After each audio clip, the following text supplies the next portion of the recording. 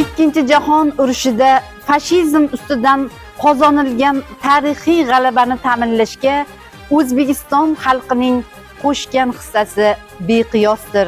Bugungi tinch va ozod, farovon hayotga erishish yo'lida fidoyi ota-bobolarimiz namoyon etgan mardlik va jasoratni el-yurtimiz hech qachon unutmaydi.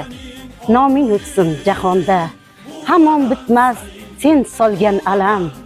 Sen tufayli ko'p xonadonda ota nomli buyuk shodlik kam. Men ushbu quyidagi she'rimni jigarlarim deb nomlangan bu vatan himoyalarini, vatan chegaralarida halok bo'lgan o'zbek o'g'lonlariga bag'ishlandi. Vatan uchun jonin bergan jigarlarim, hurlik uchun qonun bergan jigarlarim, xoinlarni itdek qirgan jigarlarim, unutmaydi nomingizni ona vatan. Volidangiz farzandimdan roziman der. Rizoligin aytar sizga shu ona yer.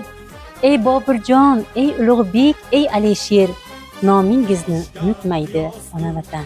Ortingizda o'zbek degan millat qoldi. O'zbekiston degan ulug' davlat qoldi. Sizdan meros, jasorat va shiddat qoldi.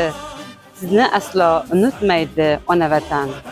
Aylab siz dilingizga, belbog' bog'lab shijoatdan dilingizga, ko'kragingiz qalqon bo'ldi elingizga, sizni abad unutmaydi ona vatan. Men ikkinchi jahon urushi qatnashchisi farzandi bo'lganimdan faxrlanaman. Bu vatan